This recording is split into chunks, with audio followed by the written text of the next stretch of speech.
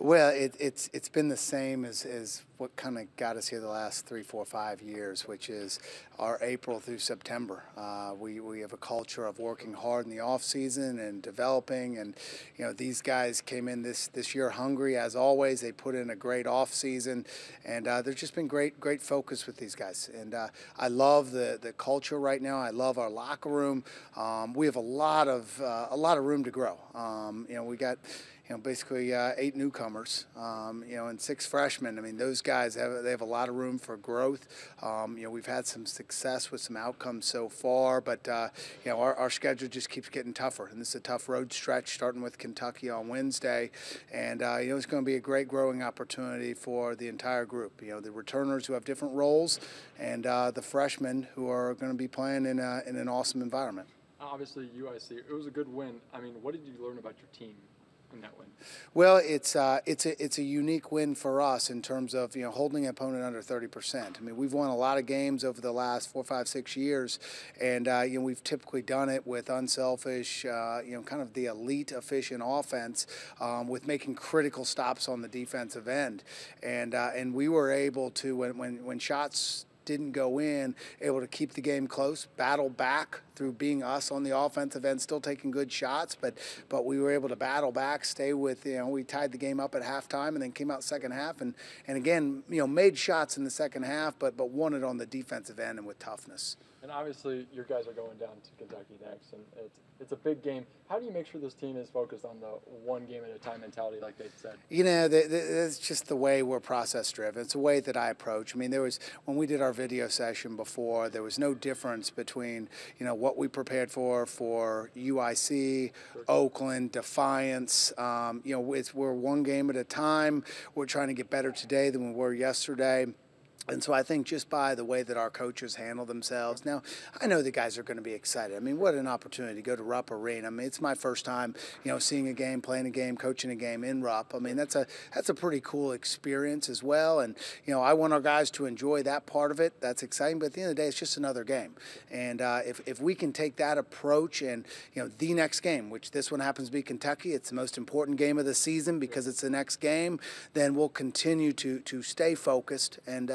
We talk a lot about just staying in the present. If you look behind, you, sometimes you can be depressed because maybe you missed an opportunity, or maybe you're living in the past of past success. If you look in the future, now you get anxious. And what I want our guys to be at peace with what we're doing today, and let's focus on getting better today. And obviously, the players, they're going to they enjoy the challenge of playing against the kids that are 7 of the top 100 recruits. How much do you enjoy kind of going against a guy, Jon Calipari, and enjoy looking forward to that matchup?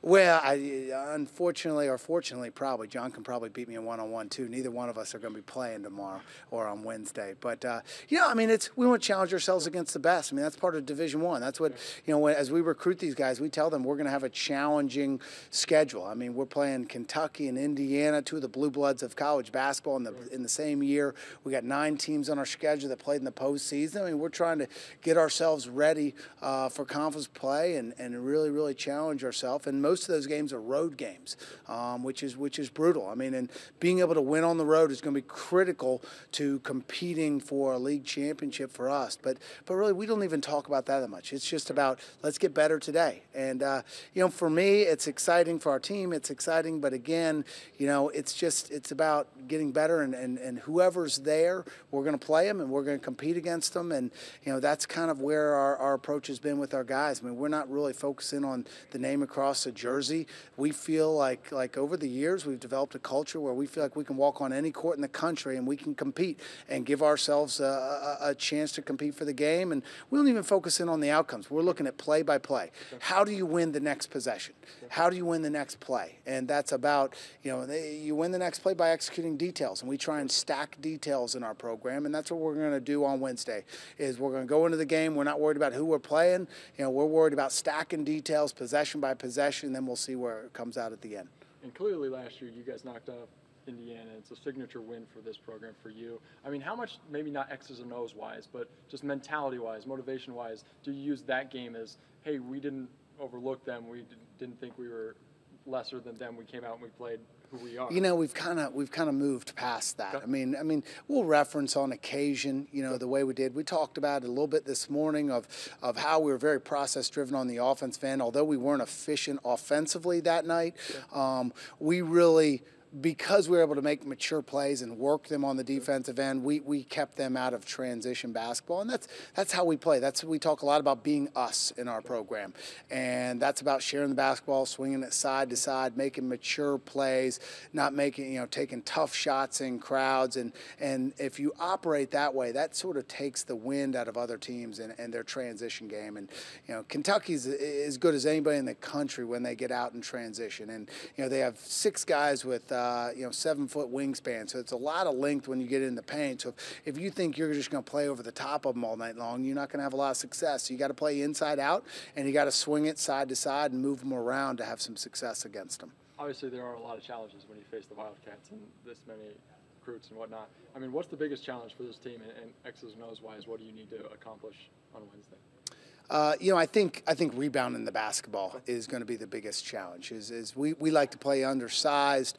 You know, they're able to match our athleticism even though we go undersized and keep us out of the paint or try. I mean, they got guys who are big, long, and can move their feet. And so, you know, to be able to rebound as we go play smaller is going to be absolutely critical. You know, that just tough mindset. And you know, I'm really proud. Our guys showed they can do it against a long, athletic, talented group at UIC. You know, we got exposed a little bit on the opening night with Oakland, who has a very similar type personnel.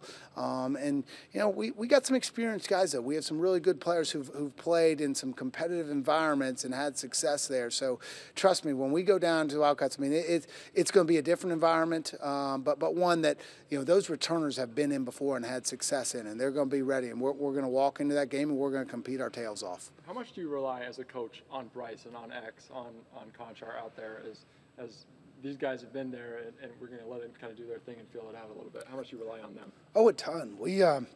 We talk a lot in our program about coaching from within, and that's about, you know, those guys holding the other guys accountable, about telling them and sharing with them, you know, how we play on the floor, getting them back in the spot, and contagious energy. You know, we had a huge emphasis all last week on contagious energy. Our guys have been executing the small details for the last 6 months since the freshmen have come on campus.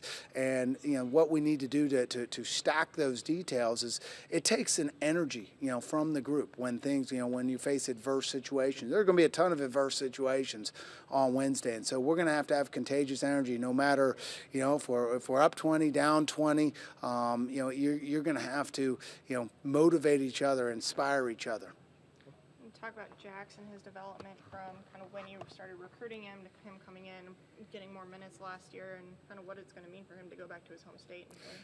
Well, I always think it's great to get guys into their home state where their family and friends get to watch them play. And, you know, that happened at UIC. Both Jon Coffman and Xavier Taylor had their high school coaches and family and friends. And you know, that was really cool for them. For Jax, you know, going down to Kentucky will be, you know, a really, really cool experience. For me, my father grew up in Louisville, and so I got 50 family members coming in there for Thanksgiving for that. So, I mean, with all that's all great, but these guys are used to, I mean, we have really supportive families. Jax's family comes to a ton of things, so there's no real uniqueness to that. But I think, you know, playing against Kentucky for him will be special.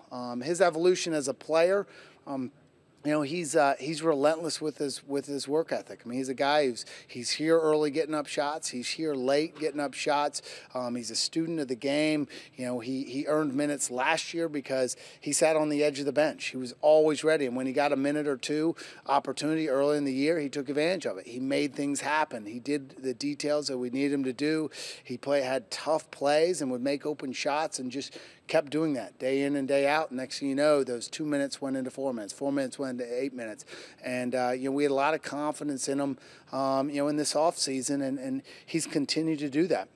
And he's one that I ride pretty hard because we need him doing all the toughness things and the small details, and being a guy that never misses a detail, is constantly reminding his teammates of the different execution and details that we need to get done on that next play. And so he probably gets yelled at more than other guys on the floor, but that's because my expectations of him are so high from that regard. And he's really done a nice job for us so far this year. Do you feel like that confidence that you had with in him over the offseason has been contagious, that maybe he wasn't coming in feeling confident in himself, but since you guys are kind of writing him, that he feels better and so he's playing better? Honestly, I mean, he played well to finish the year last year. I think, that's one of, I build relationships with our guys. I think they feel a confidence because, we do acts of care and we show love towards our guys. We spend a lot of time with our guys. We try and, have a lot of encouraging words with our guys. We try and have positive, contagious energy. I think our guys know that if they're 1 for 13, like, I'm actually excited at that stage because I know that, we're probably going to make the next 12. They've heard me say it enough, and I never pull guys for missed shots. I actually get more angry and yell at guys more when they don't take an open shot because we've worked really, really hard for that open shot. And I think that plays into the process of us being a really, really good shooting team. Is guys know they're not getting pulled for missing a shot. That's when I'm almost doubling down, saying, okay, hey, you've put in the work. You're a good shooter. You're going to make your next 4 if you've missed 4 in a row. Thank you, sir. Thanks.